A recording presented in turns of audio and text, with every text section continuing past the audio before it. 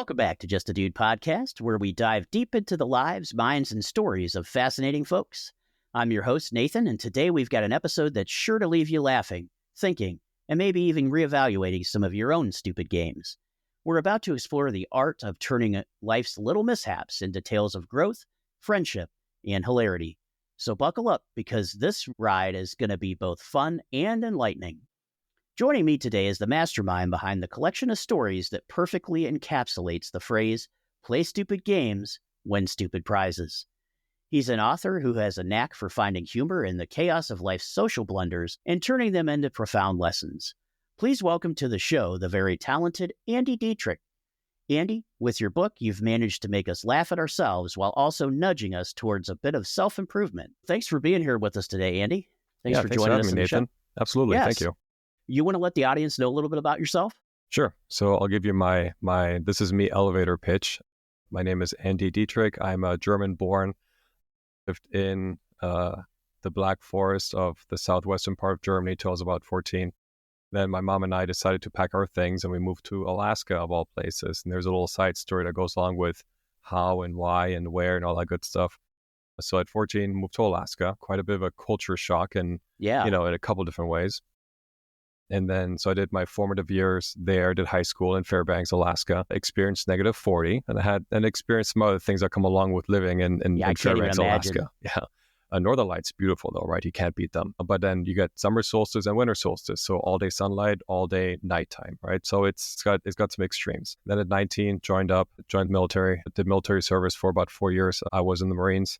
I was stationed in Southern California in Camp Pendleton. Did that till about 2004. I got out and then moved to Vegas. And I told myself I'd live here for a year, maybe 2 years. It's been 21 years. I think I'll be here for a while. I think I found home. So yeah, Vegas is now home. That's awesome. Now, do you live closer to downtown in Vegas, or are you more on the outskirts of the city? Yeah, so Vegas, I think people get the misconception that Vegas just consists of really the Strip area and then the downtown area, right? If you go a little bit further north, Vegas is a fairly large, fairly big city, right? Yeah. So it's sure people only identify the Strip and downtown, but there's a lot that's Vegas what we has know, to offer. Right? Us tourists, we know the Strip, right? But it's just like everywhere else. People think of. I don't know, when Hawaii I live is just in Ohio, beaches, right? Or whatever, right? Yeah, and I live in Ohio, so people think, oh, the Rock and Roll Hall of Fame, and believe it or not, I'm 45 minutes from it. I've never been there. Totally fair. I've been to the Hoover Dam once in my entire life. Exactly.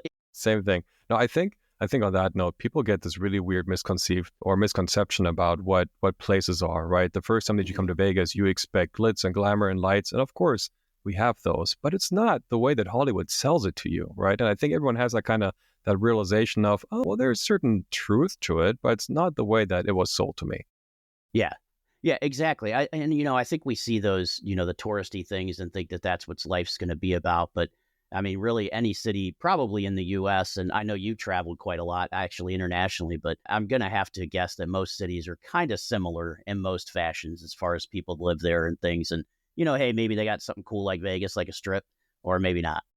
Yeah, I think also certain places come with a stereotype and also things that you're used to, right? Like God forbid, I shouldn't say God forbid. Let's assume that you're born and raised in Maui, right? Mm-hmm. I don't think there's any beachfront resort that you would ever go to and you're like, yeah, this definitely tops my experience. No, that's what you experience. That's your life. That's where you grew up at.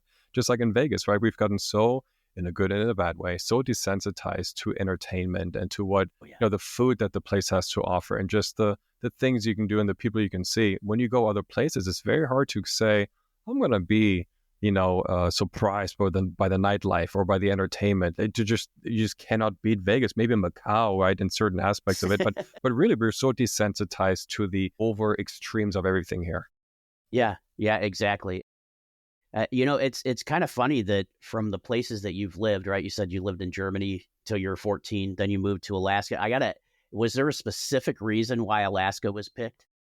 So my mother, and my friends call her Mama Dietrich. She's a G, right? If you ever get to meet her, she definitely is a full capital G, right? The letter G.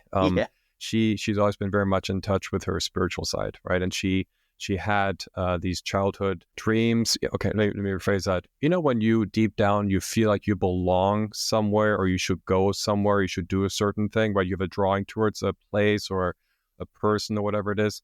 from what I gathered, she was drawn to Alaska. I believe there is some element where she believed that she spent a previous life or lives, in what is now Fairbanks, and she, may have lived those years as another person living with the Inuits, right? That was her kind of understanding of it. And I think that once you have a spiritual need or some sort of desire to go somewhere, like, do it. Just freaking do it. Like, it's it's almost like a calling, right? Yeah, it's almost like a calling. Yeah.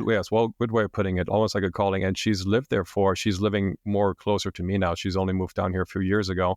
But she lived in the bush. That was my next question. Yeah. We can talk about her for a minute, right? Actually, let me segue into that. Ask me what my mother uses to stir her coffee. What does your mother use to stir her coffee? I got to know Great question. this. Thanks for asking.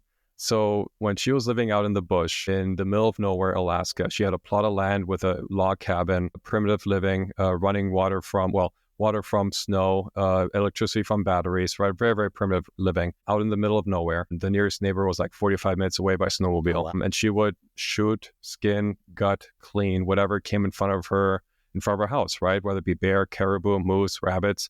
So it turns out that bears, and I think all other mammals, have a small bone that actually is part of the penis. Humans don't have it for whatever reason, right? But I guess all other mammals do. So she stirs her tea, I shit you not, with the bone of a bear penis that she has carved out, and she's, harvested, whatever the term is, right, herself. And I'm like, that is probably the most metal thing you could ever do. I don't care how metal you are, that is more metal than that. Absolutely. That definitely screams, all right, I'm a badass. Yeah. She's a G, like I said. Absolutely. Well, Andy, we've got you here to talk about your book, and I want to make sure we talk about that because I'm sure we could talk about many things other than your book. But Play Stupid Games, Win Stupid Prizes, right? That's the name of it? Yes. And why don't you tell the audience a little bit about it, and then we'll go into it because I absolutely love the book. I thought it was fantastic. It hit with me. It's like a nice collection. I would call it like a collection of short stories. I don't know if that's how you'd categorize it, but and they're all about your life, which is fantastic. And just, it was so relatable for me. So I'll let you go ahead and explain to the audience what it's about. Perfect. So thank you. I appreciate the kudos, right? And so the title is Play Stupid Games, Win Stupid Prizes. And the subtitle, which I think really sums it up nicely, it is short stories about friendship, growth, and social misdemeanors. Social misdemeanors meaning, the silly things I've got myself into and then sometimes out of, the unsavory, maybe more questionable decisions I've made, some of the maybe slightly illegal, things I've done, not to the point where I got myself in trouble with the law, but if you read some of the stories, you're like, maybe this is not the most legal thing that he could have done or could have said here, right? So it is a culmination, a collection of not all, but a good chunk of my experiences. All the stories are mine, right? They all happened either to me or to my close friends. None of this stuff is made up. It's all true to the best of my recollection. Now, some of the jokes and one-liners, right? I can't claim those are all, my own work. Those are definitely collected from other sources, but the stories are all true, unique, and they're all lived by me. Yeah, because I think even in the book there a section of like some of your favorite phrases so I love that because I was like, oh yeah, I've heard that one before. I've definitely used that in my life. And it's like the non-jokes. I love the non-joke section, right? Did you know that? Did you know that Dracula drove a Honda? Yes, because it's reasonably priced and it gets good gas mileage. It's a non-joke, right? There is no punchline. It's just a statement. It was the dad joke type of thing, right? Yes, where it's like it's a joke, but it's not a traditional joke. But yeah, it was great. And I mean, so from your background, I think this was perfect for you to take these stories and write them down because you've had probably more experiences than the average person, I would say, definitely here in the U.S. But, we travel within the state, maybe do certain things, but you were in the Marine Corps, you went to college, right? You went to college after the Marine Corps, right? Yeah. So a little bit later than most people do, but that's okay. Cause I did the same thing. I didn't really, I started college when I was younger, but then I kind of dropped out and did I became a cop for a while and then I got laid off and then I went back to school. So it was like some of those things that get you there, but yeah, it's different being in school as an older student. I was the 24-year-old freshman. I joined the fraternity, so I was that 24-ish, at that point, 25-year-old pledge getting, we were never hazed. Okay, let me get that out of the way first, right? No. I mean that. I mean that with 100% honesty, right? And sincerity. Okay, it wasn't one of those things being where sarcastic. We were never raised. Whatever. No. I will say, I even told my guys when I was in charge of the pledge classes after me, I told them, like, look, there are three things we will never do to you. We'll never touch you, no gay stuff, and we'll never embarrass you in public. And you can hold me to that, right?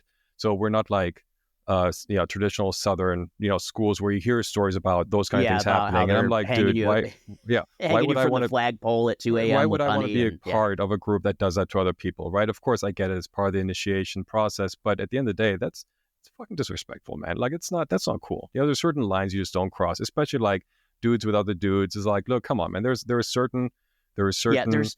definitely code, and there's a fine line too between joking around with somebody and taking it too far. Yes, absolutely. Yeah, that's definitely a very fine line in some instances. So to your point earlier, I was the 24, 25-year-old pledge getting told what to do by the brothers who are 18, 19-year-old. And I'm just like, dude, I've been through Marine Corps boot camp. Like, what's the worst that you can do to me? Nothing. You have more life experience than them. And now they're making you pledge, which is kind of funny. But when I was in charge of the pledge classes after me, then the tables turned a little bit, and they're like, oh crap, we got this former Marine yelling at us and doing stuff, right? I'm like, yeah, it's just part of the process, Yeah, I have to. Did anybody ever call you like the old man or anything like that? I know 25 is not old, but when you think of college, so we'll take a quick segue to all my fellow old school UNLV listeners.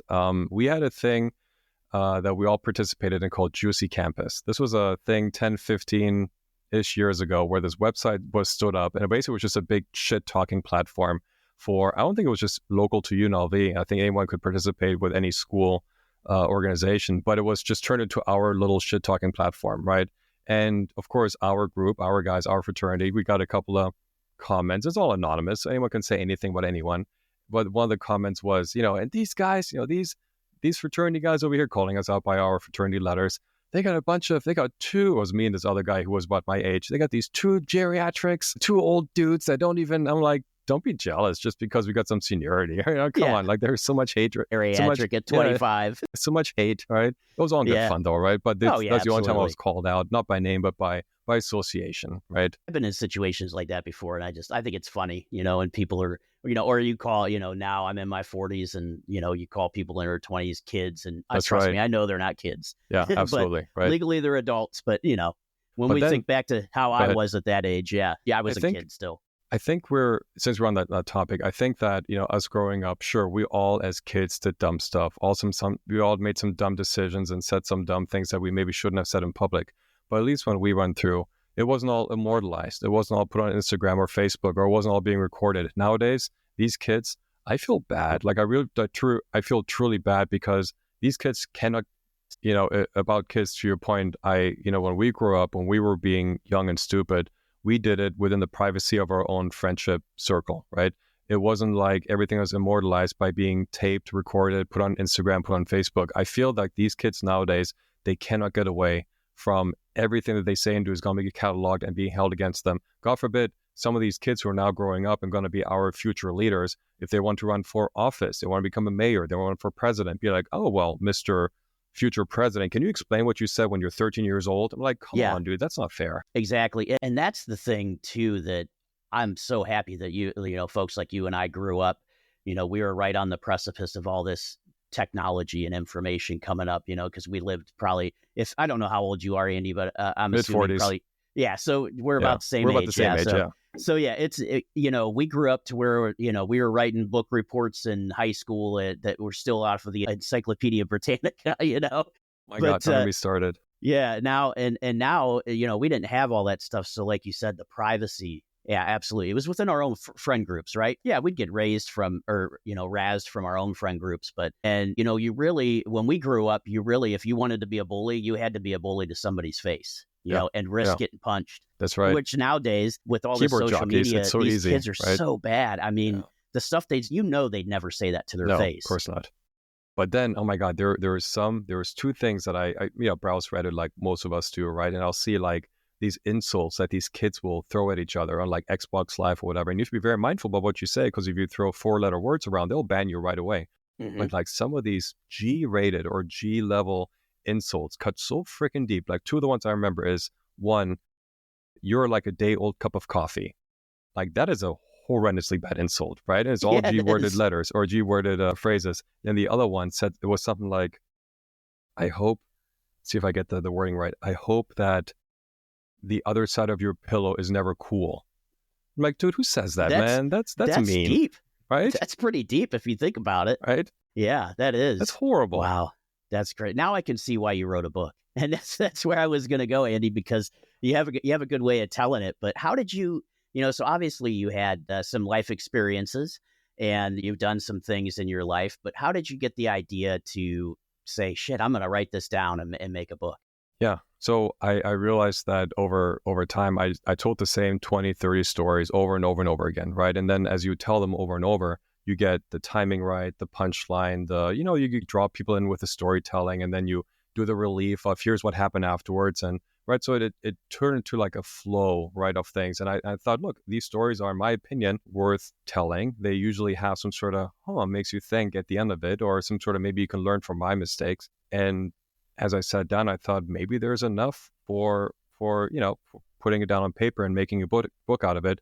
Then I had some personal, like some thoughts, some opinions, some unpopular opinions as well. Right towards the second half of the book, it'll get a little more serious, I guess you could call it. Right, the first half is silly stories. The second half is more reflections and opinions and stuff like that. So I had a lot to share, and every so often I would have a talk with someone, and if they were asked for advice, I'd give it to them. And every so often they would say, you should write a book. And I'm like, of course, everyone says that, right? But no one ever actually does it. So I started writing down the stories as I kind of remember them. Because when you're put in the spot and say, someone says, tell me all your stories. Well, you can't, you're locked out, right? Of like thinking about that, right? Like we couldn't tell each other stories in a lifetime probably because you can't remember them all, right? But then especially not at one time. Absolutely, right? But then if you have you tell someone a story and they go, oh, that reminds me of a story I had. And then as that happened, I started writing them down, just the topics, just the titles. And then I started, writing it out, the actual full-length stories. And my biggest worry was, well, I didn't want to just have 50 pages worth of content because that's not something worth publishing. Yeah. Right. It came out to about 160 pages. I'm like, yeah, we got something here, and I'm happy with the result. Absolutely. And the thing for the audience is just, it's such an easy read. Thank you. Meaning that there's some great stuff in there. It is absolutely great stuff. Some of the stories are absolutely hilarious, and there's some good life lessons in there too. There are, even with some of the humor that comes in, but it reads so easily that, it's not like your typical novel where I'm trying to read through this chapter and get through and maybe this chapter's boring me. There was not one page in the book, Andy, that I found boring at all. So I was, like I said, I was hooked. Thank you. I appreciate that. I was hooked on it. So, and like I said, it made me think of like, here's a gentleman, right? Just a dude that sounds just like me through his book. And that's why I was like, first of all, when I saw the title of your book, I was like, all right, this is a guy I got to have on the show. Right? Because I can't even tell you how many times I've said that in my life. It's a great phrase, right? Because it explains itself, right? Exactly. It does. And, I was like, if you could do a book like that. And then when I read it, I was like, I've been looking forward to this since I finished reading it. So perfect. Thank you. I appreciate that. That really means a lot to me. So thank you. Definitely happy about it. I'm going to pull it up. But Andy, let's, out of the book, was there a specific story that you were like, this is the funniest one, or this is just the best story that I loved putting down on paper? Yeah. So I think the very first one, Are You Russian? Right. I think that one has I put it first for a reason, right? Yes. If we have the time, I can give you my iteration of it, right? And we can tell it from start to finish. That's one of them. Hey, I got all the time that you do. So perfect. All right. Go right ahead. There's one more from the first half about a young lady asking if Alaska was down there. Well, we can talk about that. You know exactly what I'm talking about. That was a good one. Yep. And then there's, I think, two more life-ish lessons towards the back that we'll talk about that in a minute after that as well. Okay. So the Are You Russian story. So, okay, this goes back to me going to UNLV, right? First year, or even I think it was first year college, freshman. I decided to join a fraternity. Why? Because Hollywood promised me a good time, and I was going to, have a good time at college. And part of that is joining a fraternity. That's what the movies, right? The movies That's what they tell you to do. Absolutely. 100%. If you want the full college experience, join a fraternity, or if you're a female, a sorority, right? 100%. So I go to an event, right? And there's going to be a get to know the brothers get to know you, kind of like a two-way interview process, right? I had no idea what to expect, right? And also me being a little bit older, I felt a little bit out of place because a lot of these kids, they weren't kids, but, from my point of view, younger. Yeah. Compared to you, right? Compared to us, they would have been kids for sure. 18, 19 years old, sometimes even 20, right? And on a good day, 21, right? So I would sit down with these other dudes. Part of them were also there to kind of try out for the fraternity. And then there was a bunch of brothers there with, we're all wearing like shirt and tie, they're looking presentable. And I remember there were these fairly large round tables, and I sat down. Two dudes sat down next to me, and then one of the guy leans over and he goes, "Hey, so what's your name?" This, that, and the other. And then he goes, "So, are you Russian?"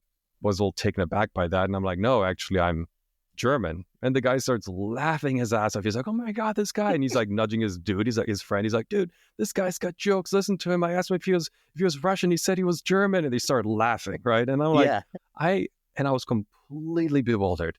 I had no idea. First so of all, you why guys he were both asked coming me at that comment from a different angle. Right. And I had no idea why he would, first of all, it would be interested in my heritage. Two, like, why would that matter? And why me saying German have even more to do with the question, right? Yeah. And he's like, and why is that funny? Why is that funny? I had no idea. And we'll clarify that in a second, right? And he's like, no, bro, no, you don't understand. I'm asking, are you Russian? I was like, no, dude, I told you I'm German. He's like, oh shit, this guy's got jokes. Listen to him. I was like, look, I don't understand why this is so funny. And he finally realized, we made that eye contact, and I was like, help me, because I have no idea what's going on right now. Yeah. And he finally realized that I truly had no idea what he's talking about. And he was like, no, oh no. He says, no, I was asking, are you rushing? I'm like, I don't know what that means. He goes, oh, okay, rushing is the name of the process, this interview process. You're rushing a fraternity. But when he said it, I heard him as saying, are you Russian? I'm like, rushing, yes, I am here to rush. I am rushing, yes. Yes. And then, we got a good laugh out of it. Then he goes, he afterwards, he turns to me, he goes, why did you think I asked you if you're Russian? I go, I don't know, dude. I have no idea. I would have probably been like, who talks to somebody and wants to know their cultural background the first thing off the... Are you Scandinavian? Like, yes, I am. Thank you very much. Thank you. How did you know? Let's go invade a country together, like... Exactly.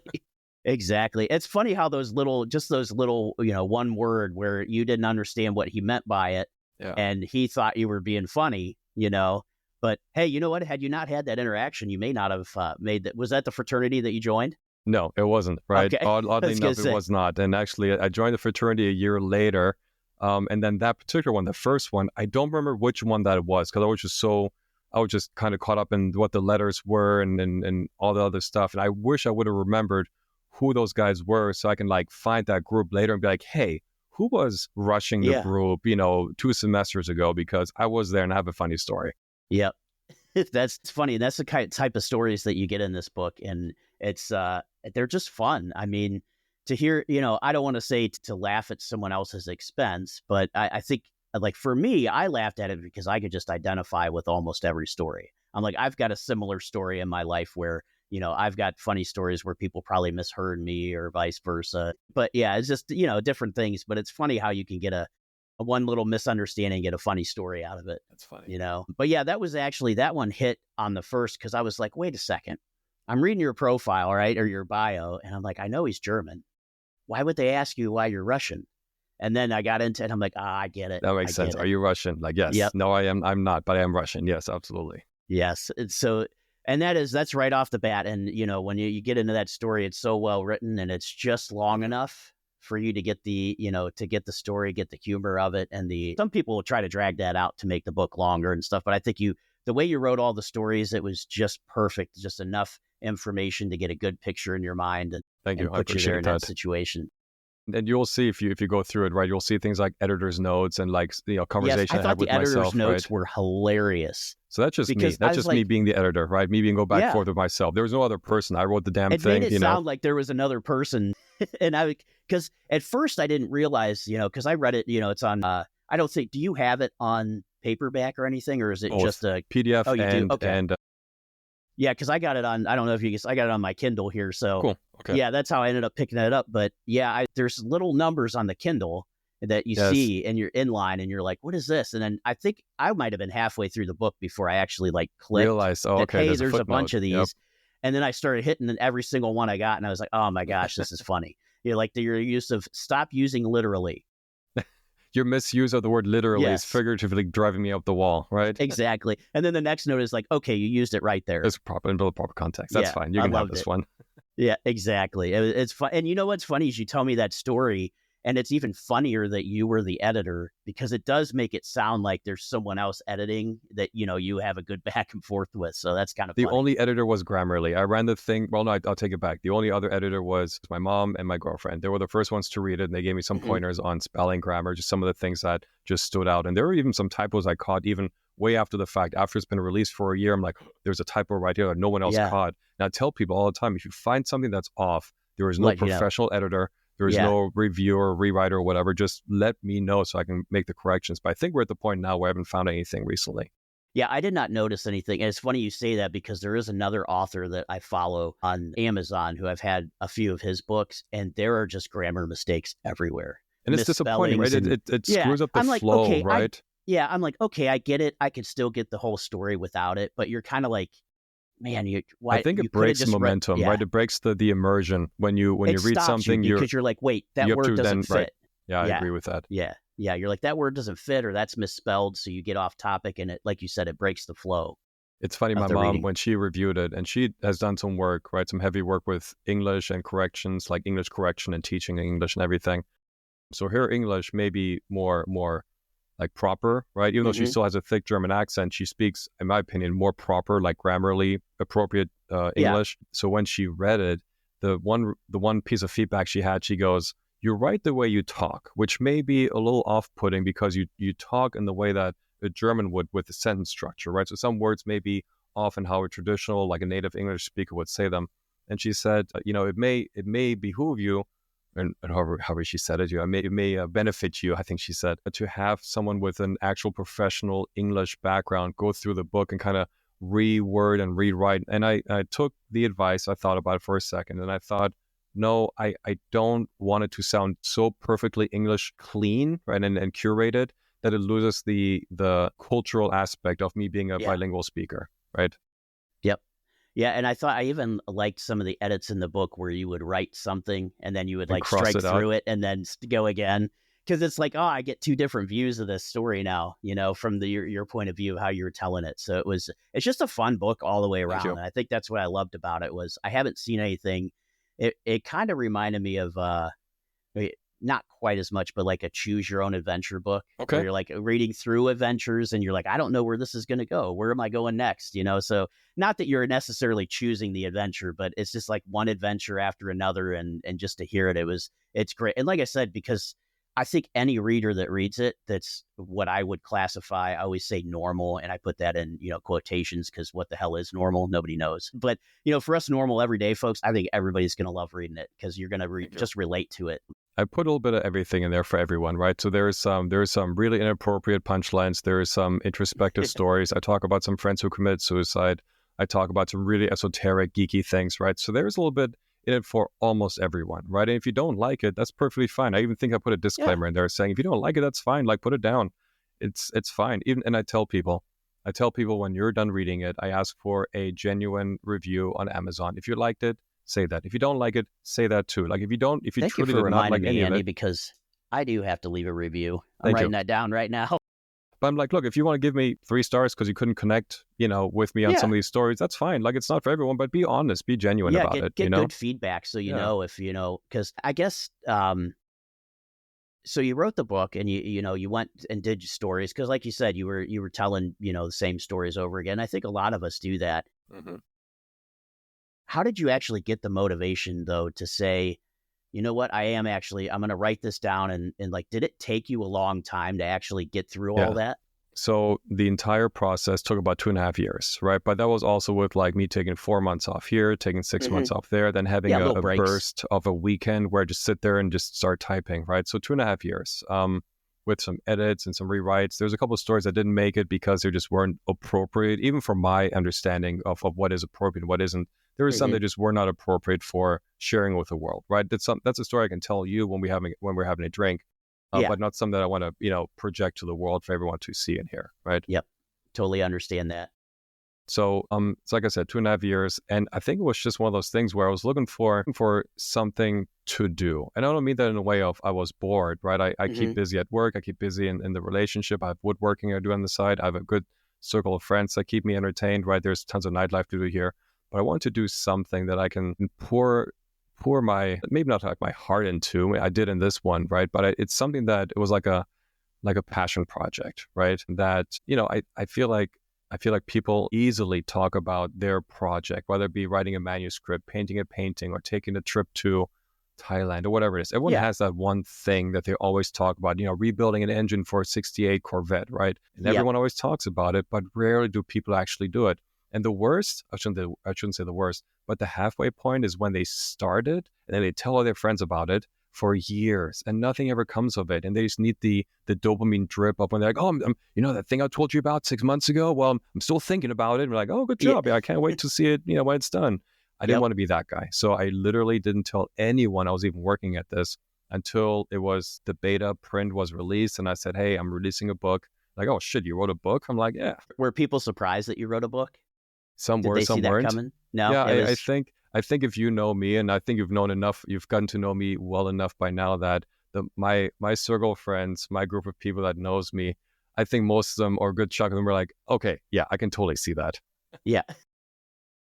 I think one of the feedbacks I've gotten, my friend said, of all the people I know that should have written a book, you're definitely like on the top 3. I'm like, okay, cool, I'll take that. That's awesome. At least that's good feedback from at least your friend group. Yeah, for sure. It is funny you say that though, because when I started podcasting, it was the same thing for me. I didn't want anybody to know. It took me like a year before It takes a while. Yeah. Before I actually got up and running and doing it. And, I've only been doing it for since December 13th of last year. And it's been taken off, but hold that thought. How was your first one? How was your first one from your point of view? My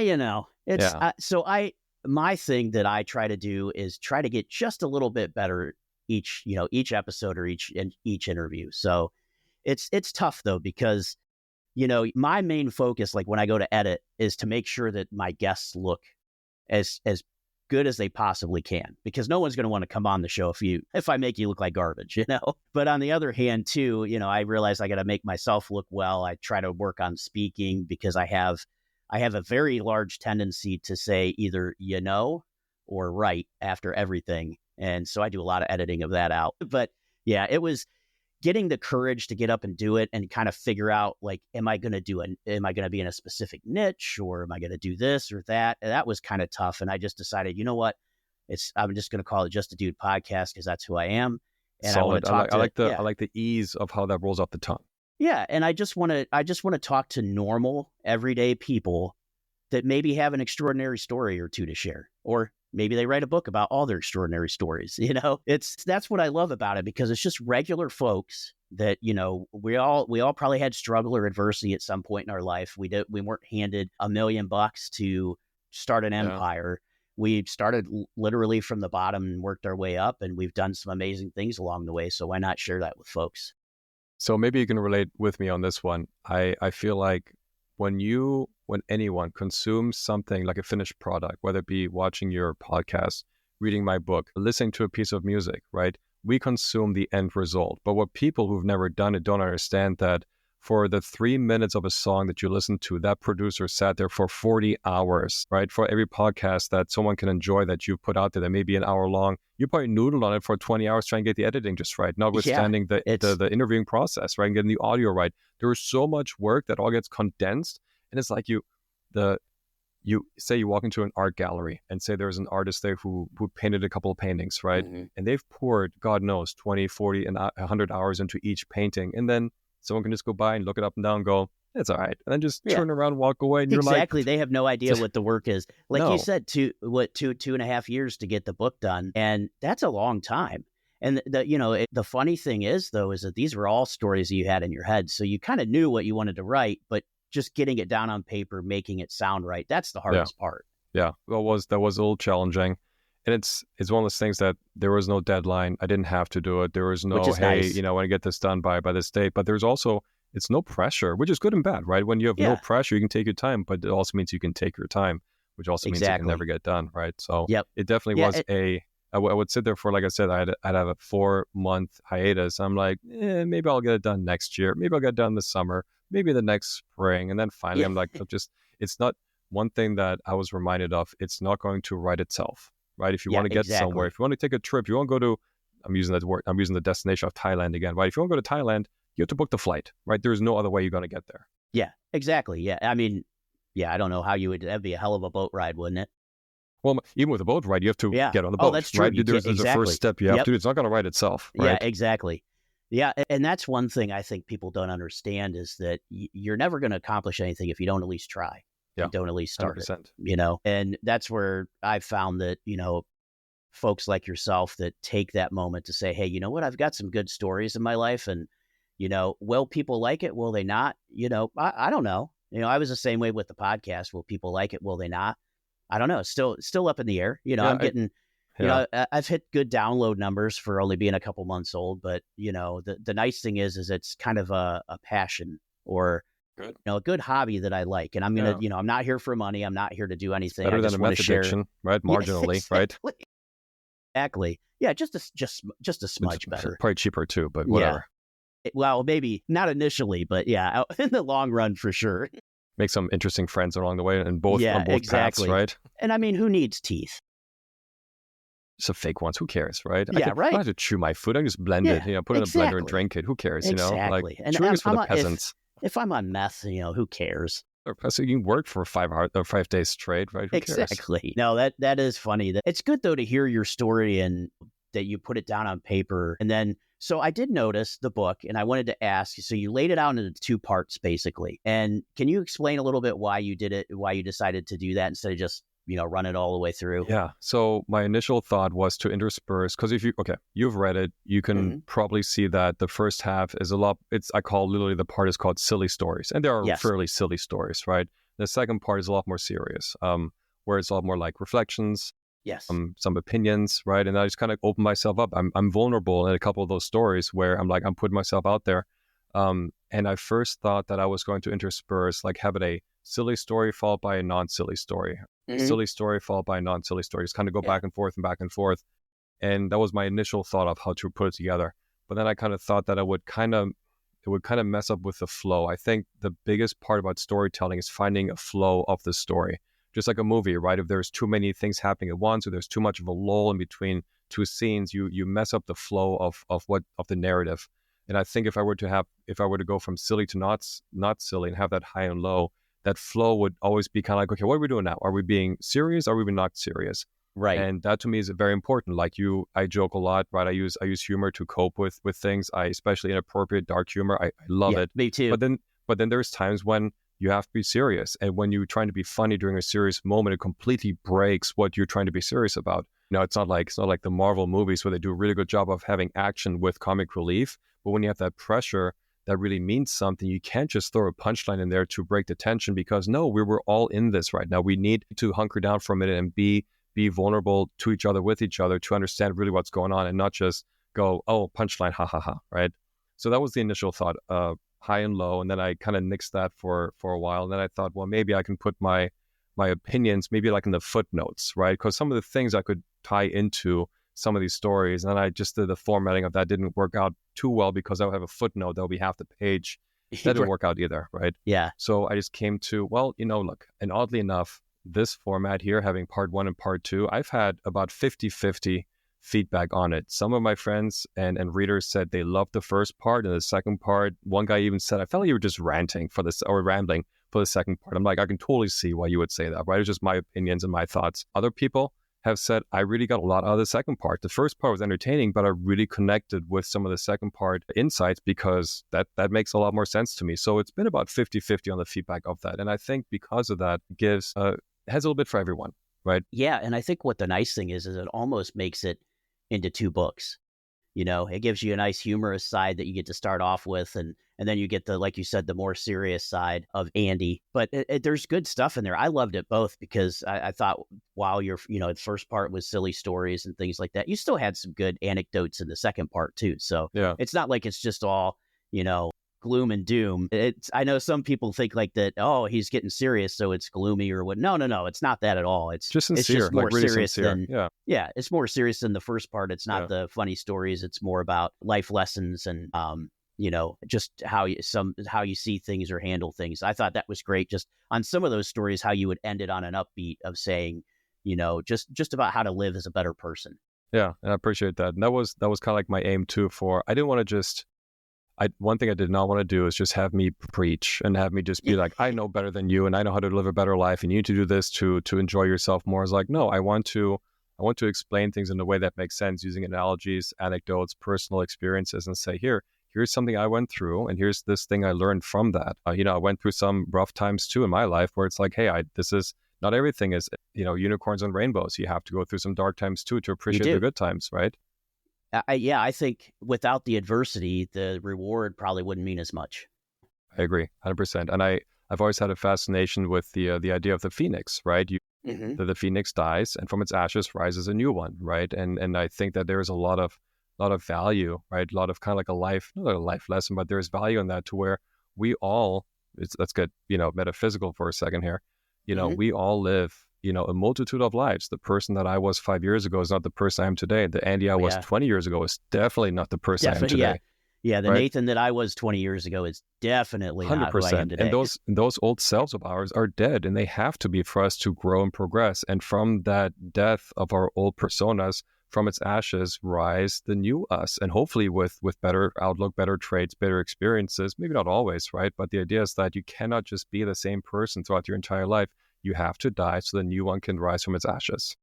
Yep. I like that analogy. That's, using the phoenix there. I don't think I've ever heard that related to human life, but I love that idea because you're absolutely right. We're constantly evolving, if evolution is the way to say it. But, physically, mentally, we're evolving. As I get older, I feel like my physicality is going the opposite way. Skin starts dragging and drooping and sagging. I'm like, this didn't used to sag. You're like, you go to the doctor and say, hey, my neck hurts. And they're like, what'd you do? And you're like, I slept.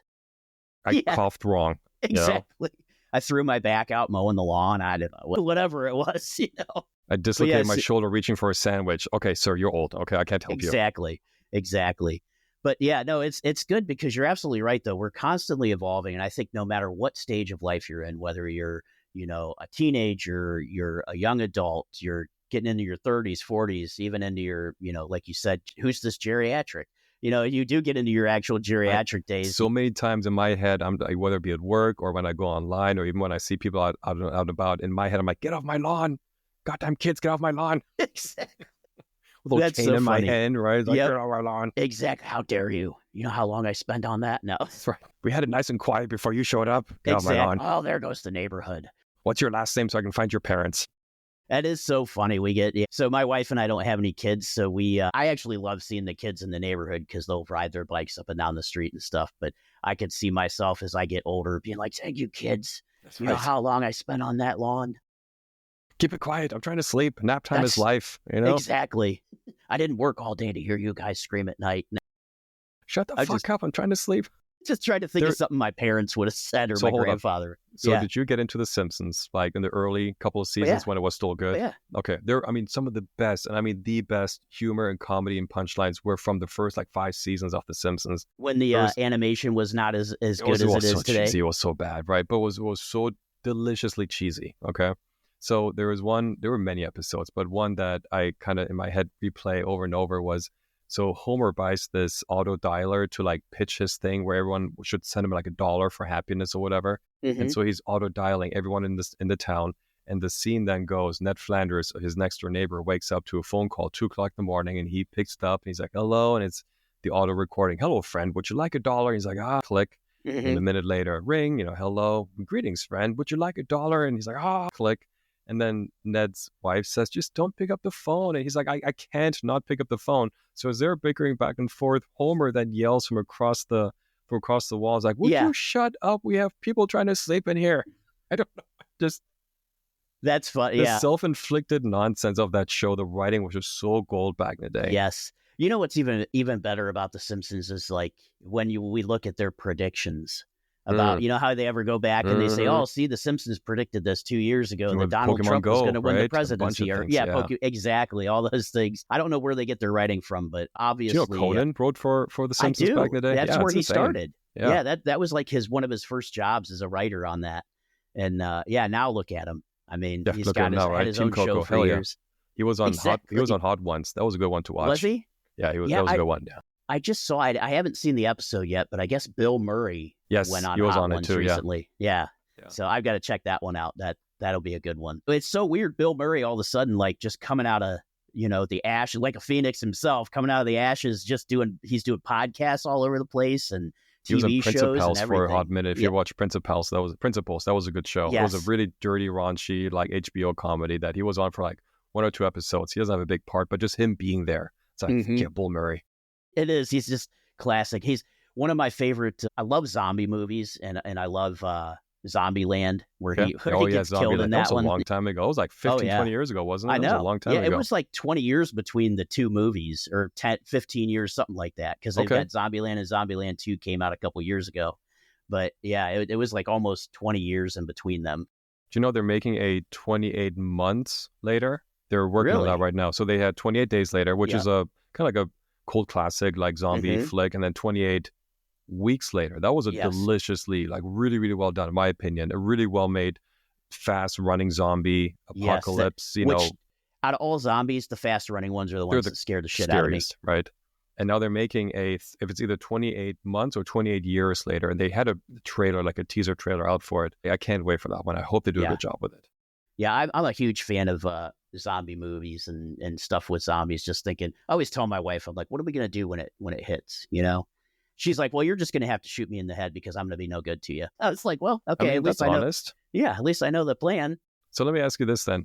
Yeah. The show The Walking Dead. Yes. What were they referring to with the title, The Walking Dead? I never thought about that, but now that you say that, it makes me The Walking think, Dead? Because you think The Walking Dead would be the walkers, right? That's the easy one, right? But is it the people? If you think about it, it's the main characters, right? If you can spin that and go, because you are the Walking Dead, survive? Dude. Yeah. Will they survive? You're dead already. You just happen to be walking still, You just don't know, yeah. I feel like when you either watch the movies or the shows or you play the games or whatever, people are like, yeah, the survivors. Be like, okay, look, let's be real. 98% of everyone here, there's a very, very, very small chance that you're going to survive. Just admit, or just concede to the fact that you're not going to make the apocalypse. You're going to be one of those biters, okay? You're not going to be the hero.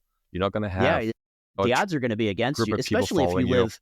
Like, I couldn't imagine where you live in Vegas with the population out there. Yeah, that would definitely... If something hit there, you'd forget it. We have a lot of gun owners. Yeah. No, if there would be apocalypse, I kind of looked at my house too, and I'm like, if shit were to hit the fan, my house is not very defendable. It's not. It just isn't, right? Not that I should ever have to find, ways to like, kind of realize that or whatever, kind of like make myself believe I should make a fortifiable house or whatever. But if somewhere it hit the fan and there'd be anarchy and like bands and tribes and groups roaming the streets, I'm like, I'd probably find my mom and be like, Mom, where are you? Because you got that survival skill that I need. Exactly. Right? Yeah, because she knows how to live off grid. She could take you out to the middle of nowhere, and so it's perfect. We just all got cram in there and take our cats. Have me, my girlfriend, her, and our 2 cats combined on one. There RV. you go. Yeah, my wife and I have a small pool behind camper that we'll take with us. We actually did a cross country trip this last summer with it. That was kind of fun, but that was a lot of driving. It's like 3,700 miles by the time we were done. So yeah, that's a distance. Yeah, it was. Yeah, we went all the way out to Wyoming, I think, is as far west as we went, and then from Ohio, we went down that's to a good Arizona, drive. and we went to the Grand Canyon and then drove back from there. So and there's nothing but dirt out there, like dirt and desert. Right? There's nothing to look at. But you know what? For me, from Ohio, it was cool because all I ever see in the summertime is green, and then in the wintertime it's white. We get gray. I mean, gray. I say like just sand color, right? That's all we get all year round. Dust and sand and maybe mountain color. That's about it. Very little green. Yeah. I will say this is actually one story I did not put into the book. If you want to hear it, I'm happy to share it with you. So, okay. So I enlisted out of Fairbanks, Alaska. Keep that in mind. That comes into play here in a second. So when you enlist from a place, that's your home of record for military purposes, right? Then when you get released from the military, you have 2 options. You can either move all your stuff that you have accumulated, that you have in the barracks. You can move it all yourself, meaning you get all your personal effects, you stick it into a box, and you drive it back to your home of record, and they'll reimburse you for every cent that you drive times the weight of the vehicle, whatever. Or you can choose for them to pack up all your stuff and move it for you. They'll literally just ship it to your home of record and then call it a day, and then you shake hands and you walk away. Well, I decided to do a do-it-yourself, right? A Diddy move, right? Do-it-yourself move. Yeah. And packed all my stuff, and the girl I was dating at the time, she had a truck, and I'm like, hey, can I use your truck to move to Vegas? And he goes, sure. So we weighed her truck empty, loaded everything up, weighed it heavy because you need the weight so I can do the calculations and everything. Well, my home of record, keep in mind, was Fairbanks, Alaska, 3,000 miles away from Southern California. So I'm like, so I drove to Vegas with all my belongings, got situated, got set up, and then filled out the paperwork saying that, hey, I went back to my home of record, 3,320 miles all the way back to Fairbanks, Alaska. Here are the weight scale, receipts of how heavy the vehicle was. Here are the mileage. Right? I didn't have any receipts for gas. They could reimburse you that as well, right? But I'm like, the only receipt I have is one in Bakersfield, right? For no reason. And I'm like, how can they prove that I didn't go back to Fairbanks? How can they prove that I stopped in Vegas? And they didn't. Unless they tracked you. Yeah, they send me a check for like $1,200. I'm like, that's the last paycheck I'll get out of the military. I'll take it. Thank you very much. For once, you got one up on them. For one, because I'm sure they got plenty on you. Right. I will say, I had a really, really cushy gig. I was in an air-conditioned office. I worked on computers. I mean, the most exciting thing I did was I threw a live grenade onto a field for training. Yeah, for training purposes. For training. It wasn't like a combat situation or anything, you right? were. No, definitely not. Yeah. It was like, throw a grenade in the ocean. No, we don't do that. Okay, that's dangerous, right? The other cool thing, probably the coolest thing I've got to do, is a thing called spy rigging, SPIE, spy rigging, special purpose insertion extraction, where the gist of it is you put on a harness, you lay down in a field with a couple other dudes, and then a helicopter shows up with a big fat rope attached to it. And then you hook yourself into that rope, and then the helicopter takes off, and you're dangling from the bottom of this helicopter attached to a rope, and you're literally just like free dangling in midair, and it takes you around for a couple minutes and puts you back down. That was probably one of the coolest things I've done in the military. That's awesome. Yeah, because they just come and swoop and pick you up, right? Yeah, it's for special insertion extraction. So if you're stuck in a spot where they can't land a plane, they cannot, do a whole lot of things. You just harness up. There'll be a helicopter with a rope. Just hook onto it, and they'll pick you up and take you wherever you need to go. So that was pretty cool. I tried to go in the Army. I had to enlist in the Army after 9/11. As you know, probably many Americans probably did, but I had childhood asthma and had a knee surgery already. And at that time, the Army was like, "No, I'm sorry, I can't take you. We don't want you." But I remember, I was in ROTC in college when I first went, and we had an opportunity to go down to Fort Benning and train for a week with the Army Rangers. Yeah, that's awesome. Hell yeah. Because that's where they do a lot of their training. Oh my God, that was a week worth of hell. I bet. The only good thing was is that we weren't staying in barracks, so we were like in a hotel, and we could actually go out. Okay. I think Columbus, Georgia is like what's around there, but we could actually go out at night where, people that were on the base that were in training couldn't.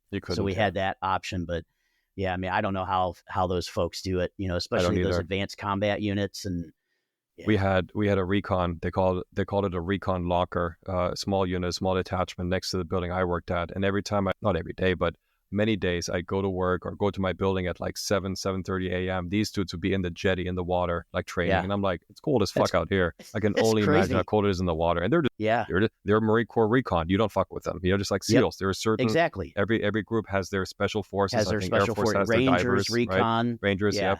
It's like you don't fuck with them. Okay. Exactly. That's the best of the best, right? That's the best of the best that we have to offer for that specific branch.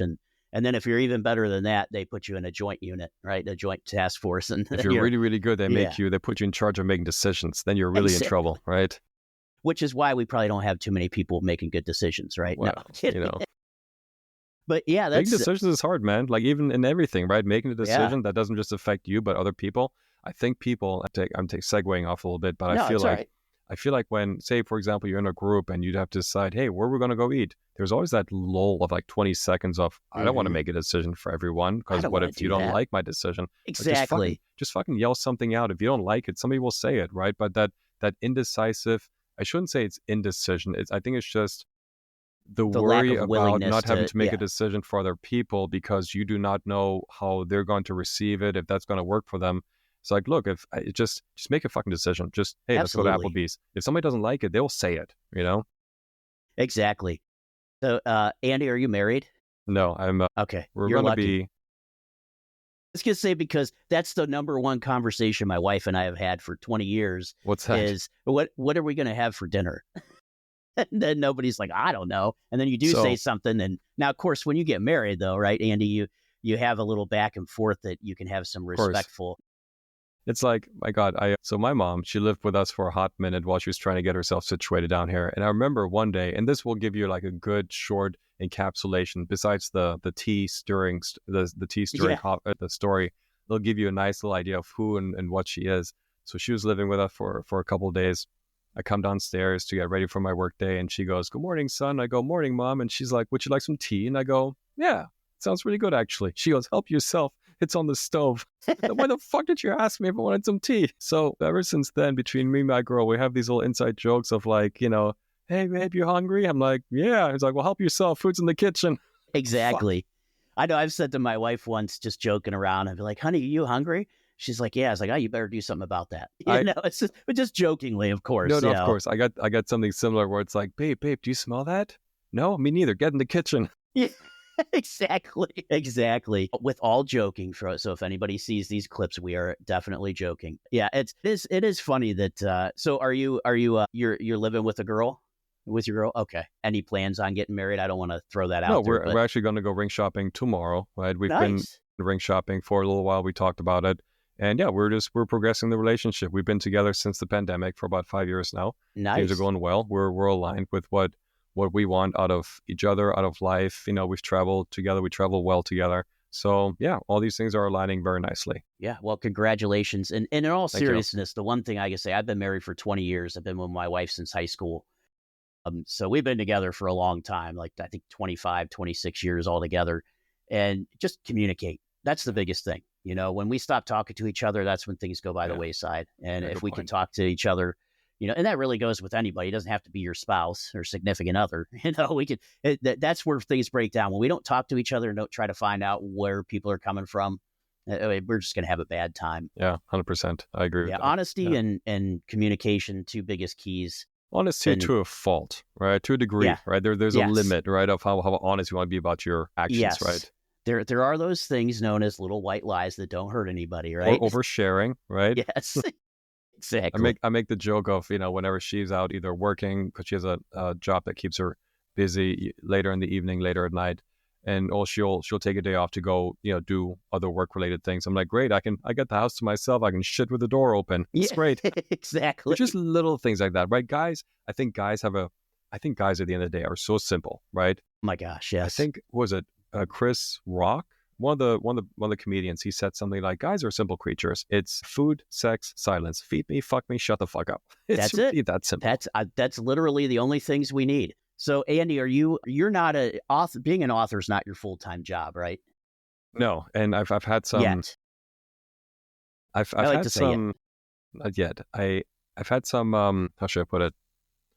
Friends would ask me, "So you're an author full time? Now you're a writer," and I'm like, I still don't identify with either a writer or an author. Sure, I've written the book. Sure, I've Hmm. published it. Sure, my name is on a book saying written by. So of course, By by the definition, you're an definition, author. I have 100%. But I've been an IT guy for 25 years. I do IT. I do it very well. I'm a computer. I'm a Gurk. I'm a computer. I want to say my left side said geek and the right Yes. side said nerd, and Gurk came out. Okay, so I'm computer Gurk, right? And I probably always will be. I like the technology. I like what I do. I'm good at it. So when people say, "Oh, so you're an author now, you're a writer," I'm an author, yes. I still don't consider myself a writer because I don't sit there and I go, "I'm going to write this story down. I'm going to, make a little anecdote Yeah. about this. I'm going to, publish something in the New York Times." I'm not a writer. I wrote a book. I'm an author, and I think that's where the story of my writing will probably end. So you think it'll be just this one book, and I think that's so. I it? poured a lot of my stories. There's a few more that I kind of thought about, right? Just like the story about me getting the trip money reimbursed and everything. There's a few more that I came up with that I could probably fill a couple pages with, but I don't have enough material for another book that's even 100 pages. Now, however, if some clearing or publishing house were to say, "Andy, here's $50,000. We expect, a volume 2, in 12 months," I'm like, maybe I'll Okay. think about some more stories Yeah. then, right? Exactly. But you're also saying too, because you do have a couple other stories, and obviously life's not over yet. There could, right? I'm going to say this, there could be a possibility of a sequel. Could. I feel like, so if you've read Tucker Max, right? I think Tucker Max is one of the few authors that have kept their material fresh. I do believe that the initial release, the initial book, the second and the third release that he has, right? It kind of tapers off because you run out of material. I think the same thing happens to good comedians. Louis C.K., his initial stuff was just side-splittingly funny. And then, of course, it's still entertaining, but I think it's lost some of that initial pizzazz, because I really do believe that you pour so much into getting your name out there. So when they say, great, do that five more times, it's like, I don't have that material. Like, I'm sorry, I just can't make up these stories out of thin air. So I think there's a diminishing return, right? When you try to squeeze more out of things when it just isn't there. Yeah, I think another comedian I think of, like you said, there was Bert Kreischer. You know, because he's got he takes the shirt off, he does his story, and that's it. I mean, he's funny. Don't get me wrong. Don't get me wrong. He's got it, but it's like you can't. How much more of that can you do? You can only do the same shtick so many times to people like, I get it. You set the line. You're the guy who says the punchline. Okay, what more do you have? Right? Exactly. And I think that's probably what that writing, being a comedian, anything where you have to have like that artistic ability is tough, But it is. I am glad that you wrote the book, because I had a fun time reading it, and I'm going to read it again because, like I said, it's just an easy read. I love it. I mean, it's just one of those books where you can sit back and really relax and just enjoy the stories that are coming through. And I'm at the age of my life where I like to relax a lot. I'm like, I've worked a lot. Yeah, I worked a lot. I want to sit on the front porch, yell at the kids on the lawn. That's right. That's right, because you've earned it. That's your fucking right. Exactly. That's it. But yeah, No, it was a great book, and I do encourage all of our listeners to go out and check it out. I know it's on Amazon.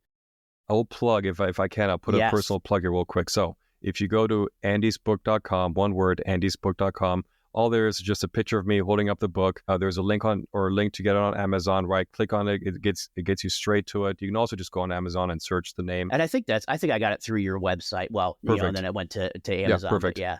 However, if any of the listeners here would like a free signed copy, if you go to andysbook.com/gift.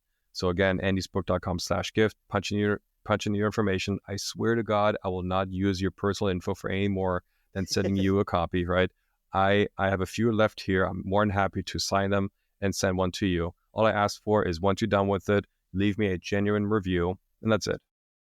Well, I wish I would have known that. I want a signed copy now. You can hey, either you come to Vegas or I come to Ohio, or you can just be like, hey, I came across your website. Can I get a copy? I'm more than happy to send you one. So give me your details. I'm more than happy to. It is great though, because I love supporting folks that do anything. So if I can, throw and let me tell you folks, that you're not going to pay $50 for this book. So, it's not like you're going out there. Priced. It is very reasonably priced. So if you can help. Even if you're a starving college student, you're like, hey man, I can't afford the $12. I'm like, I'm happy to send you a PDF of it. Okay. The money, look, I charge $11.95, I think, on Amazon. My payoff for each is like $4.80 some cents. I'm not in it for the money. I'm not going to get rich selling these books, okay? This is not Andy Dietrich. This is not Andy Dietrich, the millionaire, sitting before us today. Get rich scheme, right? Is like, how to get rich quick? Well, write a book and sell for $10,000. I'm like, that's not going to work. Right? It's funny because I had a publisher on last week. His name's Terry Whalen, and he's talking about publishing myths. And his first myth that he talked about was the number one myth is people think if they write a book and get it published that it's going to make money. All the girls would just line up, right? It's like you get fame, fortune, money, pussy, right? All the above. Exactly. All the cocaine that you ever want is like, it doesn't work like that, man. First of all, you're not a movie star. Right? And even then they have to work for it, right? You don't just wake up saying, I'm a movie star, give me fame. It doesn't work like that. Exactly. that is funny though, that, you sit there and think, hey, if someone were to publish it or even self-publish or whatever, then I'll make a lot of money. But he said something that even blew my mind. That he goes, if you sell a book and the whole time it's in print, it sells 5,000 copies, that's a successful book. That's huge. So even from my point of view, that's hugely successful. But you sit there and think about it, like 5,000 at, even $10 a piece. You know what I mean? That's not a ton of money considering how much cost goes into producing it. But yeah. Great thing about KDP, right? And I looked at like publishing houses and the way to get it published. And they're like, let's go through Amazon, KDP, Amazon, Kindle Direct. It says Kindle, but it doesn't mean it's only digital. It's the KDP program. You upload your manuscript, you give it a cover. And oddly enough, nowadays, because you can make changes to the book and to the cover as you need to, right? You can update it still. Nice. Right? But nowadays, as of like a few months ago, there is now a check that says I hereby verify that none of the information was generated with AI, and then you say, yes, I verify. And then there's another prompt that says, do you certify, or whatever the wording is, right? Do you promise, or how much you can promise online, that this is not AI generated content? So I can only imagine that they're getting all kinds of just garbage, right, from self-generating prompts and everything. Yep. Well, I mean, and everybody's using AI and everyday things I use it now. at work. It's great for work, stuff. I use it for work too. Everyone uses it. I'm like you. I work in IT, but I'm not a smart IT guy like you. I'm just a Scrum Master. So you're probably the only person I know that knows what that is, right? Do you know what a Scrum Master is? Yes, there you go. That's it. You ask anybody else that's outside of IT, they have no idea. Decks? I don't understand. You're what? Yeah. What's a Scrum?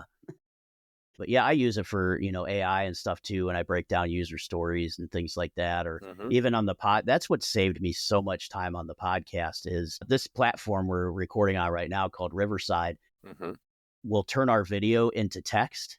And then I can actually edit via text. So I can actually see the words we're saying. So when I say, or right 1,000 times, I can actually see it and then just take it out. It does that for you automatically, and it does it just for you, automatically. And then there's another one called Descript that you can actually put a script in and it will create an AI video with characters and everything. And you can have a whole thing. And I was like, holy crap. I mean, AI is it's insane. Yeah. It's just insane. Okay. So from you being an IT guy or a geek like I am, right, from way back in the day, I think I even have some mentions of this in the book. What still blows my mind to this day, my very first internet connection was a 33.6 modem in the mid 90s, right? On a good day, I would get a download throughput of 2.8 kilobytes per second. If that doesn't mean anything to you, if you're not geeky enough for the listeners, that's fine. Just keep that 2.8K per second in mind. Nowadays, you get a coax cable connection of a gig line. So the term gig, right, may not mean a whole lot to the layman, but me going from a modem in the mid 90s from 2.8 kilobytes per second, now I can download on multiple streams, hundreds of megabytes, which is a 1,000-fold increase on multiple streams times 100, what that speed was per second. It took us to download back in the day, to download a CD worth of content on a dial-up line took days, like maybe at least a solid full day, 24 hours just to constantly download the stream. And God forbid the stream errored out halfway through. You have to restart the entire thing, Someone called your right? phone and kicked you off the internet, God right? forbid, right? Nowadays, you press the button, you get a cup of coffee, it's done by the time you sit back down. Absolutely. It still blows my mind how fast it is. That blows my mind too, because we're sitting here, I'm looking at you. You're all the way across the country. I'm all the way across the country. We're talking to each other. We can see each other live. Could you imagine what it would have been like when we were kids if we tried to do something like this? First of all, for those listening, if you don't understand, if you wanted to download a photo back then with the dial-up, it would take you 3 days. I'm not kidding. It would take so long. First would be pixelated, then less pixelated, and then less pixelated. Yep. It was so terrible. And then the mention that I made is, everything went through the phone line, traditional, home phone line. So if someone picked up the phone, or if somebody called and you had, you didn't have call waiting or something, I forget what it was, it would just kick you right off. That's right. And it seemed like it took a half hour just to get connected anyway. Sometimes, absolutely. Yeah, absolutely. Now, on that note, since you said that, jogged my memory for something else, a little bit more introspective. So the insanity of what you just said, we can translate to when you have a discussion with someone, your brain will form the thoughts and the words, and you can say them in real time. Your mouth and the tongue compresses the air in such a way that the airwaves come out. They hit your ear. Your brain picks it up and processes it and puts the meaning behind these weird sounds, puts the words together and understands the grammatical inference, right? And it does all that in real time. How insane is that when you really think about that? The processing that happens both on the speaker and the listener, all the things in between. And we just do it. It happens in real time, and no one even really cares or notices. Yeah, it doesn't even think about it anymore. It's so normal and natural now, too, that we just think, oh, well, this is the norm. And look at all the years of invention and technology that went into just the platform we're talking on today. And then people say the world is still flat. I'm like, how the fuck can you say the world is flat if all this technology exists? Exactly. Come on. Common sense, folks. And right? Okay, let's talk about for a split second, right? I don't want to give these guys any more credence than they already have, but let's assume for a split second that the Earth is flat, okay? We would have no sunsets. The sun would just get smaller in the air, and hover back and come back around to you. There would be no way a sunset could happen if we had a flat Earth. The sun would just hover above us and get smaller and larger.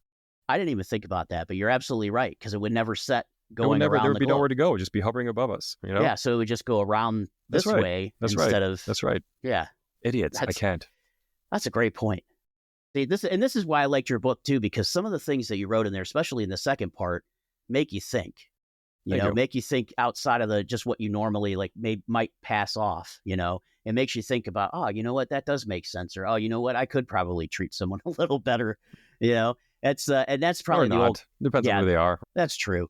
I have a hard time with that sometimes. I know I come on here and talk, but when I get into work, I kind of go back into that old cop mode of mine from, the years, 13 years as a cop. It gets ingrained in you, you have some. And so sometimes I'll get there and when, people are like, well, no, we can't. And, I just be like, no, listen, this is what we need to do. A little bit of assertiveness goes a long way. Yeah. Yes, absolutely. Exactly. 100%. And then I get told, you shouldn't really talk to the president of the company that way. Oh, yeah, you're probably right. Yes, but I probably shouldn't. However, I bet you money that on the receiving end, they may say that, but someone's going to be like, you know what? I appreciate it. The straightforwardness and no bullshitness about it. Somebody said that to me because this just happened, I don't know, about a month ago. And someone said that to me and I was like, I realized I could be straight and to the point. I wasn't trying to be, a jerk or anything like that. It's like, but when I get into work mode, I'm like, efficiency is key for me. Love it. I'm here As to a do German, a job. I can totally appreciate that. Yes. Yeah. I'm here to do a job, get things done. I'm not doing a lot of the actual work, for the products that we're building, but my teams are. And so I got to make sure that they have everything they need. And I really live by the servant leader type of role where it's like, I'm here to do stuff for you. You're not here to do stuff for me, So when I work with my teams, I want to make sure they go. And, I kept having people changing scopes of our projects on the fly. And I was like, we can't do that. I was like, you can't do that, man. Do you understand how hard it is for an engineer or a data scientist or whatever to be really focused on one thing? And then you say, hey, stop everything you've done and then switch to this. Switch direction. You can't, dude. No, you can't. Come on, just let me finish this and then I'll get on to it. I promise. But it's but yeah, I could be straight and to the point because I come to the, old school thinking of I'm here to do a job. I'm not here to make friends. Now, if I make friends, don't get me wrong. I'm not against that by any means, but my number one job is the only reason I'm there is to make money so I can support my family. I do enjoy doing it. It's not, not like I don't enjoy, but right. If they weren't paying us, we probably wouldn't do it. Not for that company. Anyway, we do it for ourselves. Right? That's right. But the term I was told once that really stuck with me is, treat it like you're a benevolent dictator. Yeah. I like that. Yeah, I really do. And I think, a lot of people are afraid nowadays to stand up or have a contrary voice. And I would tell people, no, have the contrary voice. Be nice about it. Don't be like me. A little bit of assertiveness is not a bad thing. If I come to this is like even the littlest things. When you come to a stop and say it's a 4-way stop with stop signs, unless it's a clear, and you both get at the same time, everyone kind of just sits there and waits for the other person. Just fucking go. The other person will appreciate you taking the initiative and just go. There's no more of that back and forth. Just fucking go. Exactly. Yeah. Exactly. You're absolutely right. So, Andy, I got to ask you this. So I asked you earlier how to pronounce your last name, and I said Dietrich. So I did. We'll do the name. I did say it right? I did say it correctly the first time, but let's go to the, My given full name is Andreas Dietrich. And I go by Andy Dietrich, one, because the Andreas, a lot of times it's kind of intermingled with, it's a traditional Hispanic name, right? Not that I come across very Hispanic, but I like to keep my German heritage the way it is, and just Andy is an easier, right, nickname for that. Also, English speakers cannot, and I really mean that most sincerely, you cannot say the soft R of Andreas or Dietrich, and you cannot say the soft CH sound that comes at the end of it. You just can't. You don't have the vocal, like the because of the way that our language is. Absolutely, 100%, right? And if you were to go to Germany and then study the language, or just go to Europe and listen to them speak, maybe after some time. But again, I can appreciate people trying to pronounce it. I'm like, look, just say Dietrich. Dietrich is fine. You're not going to offend me, right? We're just going to Americanize it, right? You're right. It's like, so when people say, well, you went to Mexico, you mean Mexico? I'm like, shut the fuck up. Call it Mexico. Exactly. Right? We're in America. Yeah. It was Mexico. We speak American. Exactly. Oh my goodness. Where's your bald-headed eagle? That's right. Yeah, exactly. Yeah.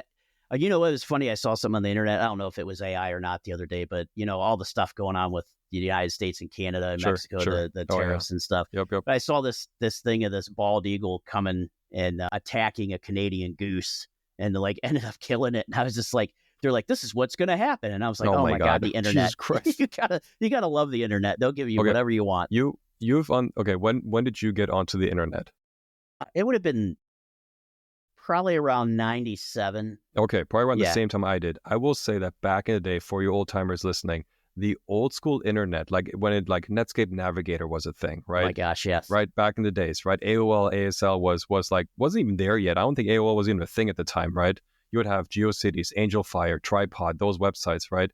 I feel like the internet back then was a little bit more raw, Wild West, unfiltered. I saw a lot of shit back in those days that I wish I could unsee, right? Yeah. But I think it also came with it was a lot of grit. And I feel like, sure, you can find anything and everything on the internet these days, but back in the day, it was just a lot, I don't know, just raw, or if that makes any sense, right? A lot more, I don't know how to describe it, but you were there. How would you describe it? Yeah, I would say it was kind of like the Wild West. If you think about it, I mean, anybody could put anything on there. There was really no restrictions, No censorship, guardrails or anything like that. I mean, the one thing that I do remember a lot about, the early days of internet it was mostly text. Because like we already talked about, the internet speeds were so slow. If you were to put a photo on a page, on a web page, it would take you 2 days to download it. So. But yeah, it was mostly text and blue links, click links to go to different pages, or instant messaging. Did you do HTML programming with a blink tag? That was a thing back then. Like the text would just blink on its own, and they canceled. They yanked that shortly thereafter. They're like, we can't have things just blinking on a page. Take that tag out. Yeah, no, it's come such a long way. But to notice that the technology's come a long way, but I've just kind of noticed, even with most of our coding and the different languages that we use, even though we use some new stuff, you see some stuff come back around. Like I never thought I would hear COBOL again until they started doing Social Security, and they're like, you don't understand it because it's written in COBOL, but it's like, no, that's factual, but yeah, is it coming back, or is it just legacy because you have to support the because government it's still uses outdated stuff, how the government is. But yeah, stuff like that I've seen. Like Python was almost going away for a long time. It's big now. It's what powers all the AI stuff. All right? the AI, because that's what my company does. Is we're a large data model AI company. Okay. So we do mostly for like healthcare companies. Good positive application of it right nowadays. And you've been on the internet for long enough. You know that 90% of the stuff out there has to do with porn and nudity and smut, right? And it's like, look, I know that a lot of AI stuff is just used for that purpose. You're talking about making videos out of thin air, and you just type in what you want to see and all do it for you. It's insane, right? Just think about the technology of it. But I like the fact that there in your case, some true, honest, positive applications of this technology where people are like, it actually does have really, really good things that can be used for, just like cryptocurrency, right? The blockchain. Yeah. I think the whole cryptocurrency area is probably one of the worst ways to introduce the benefits of a blockchain, to the world, right? Blockchain has so many good applications, but because people just think of, it's cryptocurrency, it's Bitcoin, it's Ethereum, it's NFTs. I'm like, no, the technology was just implemented in such a way that makes it really, really, really hard to sell. Yeah. Yep.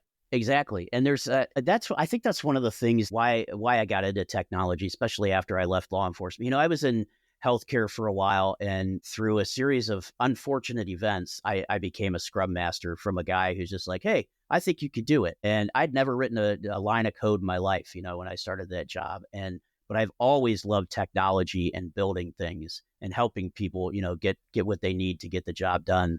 And ever since then, I've just been like really bitten by the bug. I try to do a little coding on my own. This is a weird thing, is if you put some code in front of me, I can read it and probably tell you what it's doing. Yep. But if you were to ask me to write the code, I can't do it. Hell no. So, it's like listening to two people talk a language slowly. I'm like, I can pick out some words, but speaking it, I don't even know what word to use. Yeah. That's exactly the same thing. Yeah. Because I'm always like, and we do a lot with EDI transactions too. And I know that I could do, with what electronic data interchange, I think it's supposed to be standardized ways to send text information and they use it a lot in shipping. Healthcare is real big, but they use it for claims. And it's the same thing with that. It's just a flat file, just a flat text file is all it is. But they have different positions where if it's in, line 1, position 24, that's the last name of the patient. Okay, You know, so interesting. it's different Okay. things like that, but it's supposed to be standard. The funny thing is it's never standard because you get one company that says, "Oh, I'm going to do it this way," or "I'm going to do it that way," or so That's like Linux distributions. That's one yeah, great thing. And like the worst thing about it, it's all over the place. It's great because you can do whatever you want, but there is no standardization across different exactly. There's no distributions. guardrails to keep you in a straight No, line. no. It's been a great adventure for me. I love working with the folks that I work with, and the stuff that they do just blows me away. And that's I think that's one of the things too with most of the places I've worked at in tech. I feel like they, for the most part, have treated their people a little bit better than a standard business, so to speak. Yeah, yeah, I think so So too. I think the days of you rolling out of out of bed, you rolling out of IT school, ITT Tech or DeVry University with your computer degree, whatever it was back in the early hmm 2000s, and expecting to make six figures, like those days are over, my dude. Like if yeah, you want to get into IT, you got to work help desk for a couple of years, get your wet ears, a little unwetted. But we all have to go through the trenches first, and that took me. I mean, I do well for myself, but it took me a good 20, 25 years, to get where I am today. So it yeah, takes time, absolutely. And right? and I think that's a not to go off on a tangent, but I think that's what some of the younger folks don't see nowadays is the hard, just like we talked about your book and doing the podcast, is all the hard work that goes into the quote unquote success. And by Yeah. success, just meaning the end state, right? And, so they see it as Andy's got, he's in a great position. He's got this, or Nathan, he's this, and that's what I want, but I want it now. But they don't Yeah. do all the extra stuff, Yeah. But to actually get you there. the worst is when they say, I'm going to become an influencer. I'm going to become a YouTube personality. I'm like, I it's heard like, my okay, nephew look, say that. Yeah, I roll my eyes. I'm like, I wish you well, but it's like saying, I want to become a an MLB player. I want to become an all-star basketball player. I'm exactly. like, it doesn't look, I'm sure some get picked, but you don't just get it because you say, I want it. There's a ton of Exactly. work that goes into that. Yep. And I mean, look at how many people, just think about when you were in high school, how many people played basketball just on your school team, and then multiply that times the amount of high schools in the nation. And then out of that, the entire world. And then now you're one out of millions that could possibly make it. And they only pick a couple thousand across all the different If teams and everything. that, Yeah, yeah. the It's same chances are thing not with, very yeah. good. No, for sure. But yeah, the one thing I like with technology too is that it's always growing and there's always going to be new stuff for us to do. I talked about this with a friend of mine. He's an old timer too. Old timer, it sounds so weird to say. He's an old school IT person. And I told him, like, look, some of the younger generation of IT workers will never understand the pain of trying to install a new piece of hardware in your computer, and you have to put the physical dip switches onto the hardware to tell it what IRQ and DMA to use, right? If you plug it in and you pick the wrong one, it's just not going to get recognized. You'll still boot up, but nothing will happen, right? You got Yep. to pull it back out, try a different dip, Make put sure it back in, right? Having the exactly. master and slave configuration on an IDE drive, right? You'll never have to worry about that stuff ever again. But nowadays, we'll deal with all kinds of other dumb issues that we never had to deal with 20 years ago, right? So That's true. you trade one sense of nonsense for another set of nonsense. Exactly. And that's a good way to put it. One set of nonsense for another set of nonsense. That's right.